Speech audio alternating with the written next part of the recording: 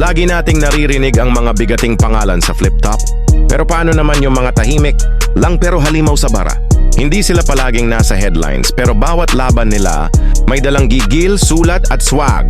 Ito na ang top 5 most underrated MC sa Luzon Division na malupit ang bara kahit di pa nagkakampyon pero solid. Kung bumitaw na linya, dapat mo nang kilalanin bago ka pa ma-left behind. Mag-subscribe ka na at i-share. Juan Cripley, Luzon Division, underrated lyrical technician.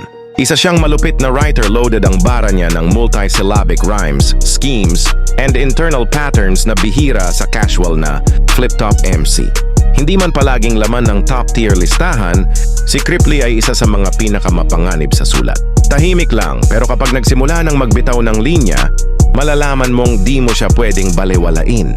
Kung underrated ang pag-uusapan, siya ang textbook definition. 2. Vitrum, Luzon Division, theatrical wordsmith ng flip-top.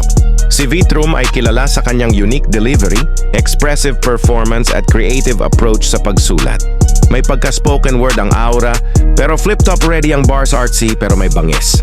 Kung si flip-top ay entablado ng iba't ibang anyo ng sining, si Vitrum ang embodiment ng fusion ng spoken word, teatro at battle rap.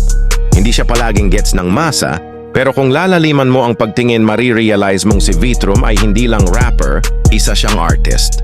Trex Antonym, Luzon Division, ang tahimik pero matulis. Si Anthony may isang MC mula Quezon City na kilala sa solid na sulat, balanced delivery at malinis na execution. Isa siyang MC na bihirang mag-ingay pero kapag bumitaw ng bara, diretso sa laman loob ang tama. Hindi man siya palaging trending, si Anthony ang MC na laging bitbit ang kalidad sa bawat laban.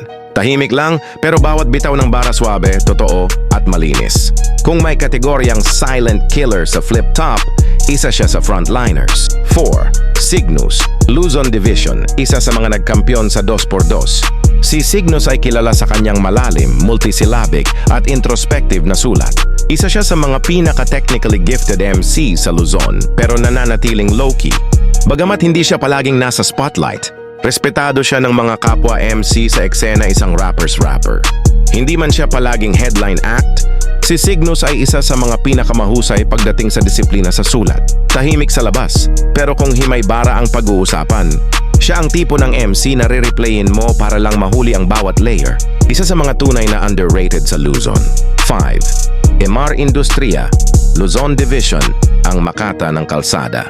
Si MR Industria ay isang street-heavy, direct, at emotionally driven na MC mula sa Cavite. Kilala siya sa raw aggression, real-life content, at walang pretension sa mga bara. Isa siya sa mga pinaka-authentic na MC pagdating sa karanasan ng kalye, kahirapan at hustling. Kung may nais ka pang ay dagdag, mag-comment ka sa baba at kung bakit isa rin siya sa mga underrated MC. Ang sama ng loob na pinitas ni Eva at Adan. Ang kaso, bunga ka ng kamangmangan kaya hindi ka kinagatan. Itinapong kat na bulok, inugat tumayog, naging ganap na puno. Pinutol sinunog, inuling naging lapis na mga estudyante ngayaw matuto.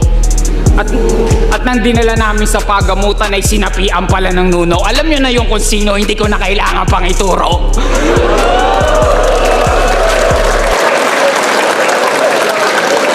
Bagkos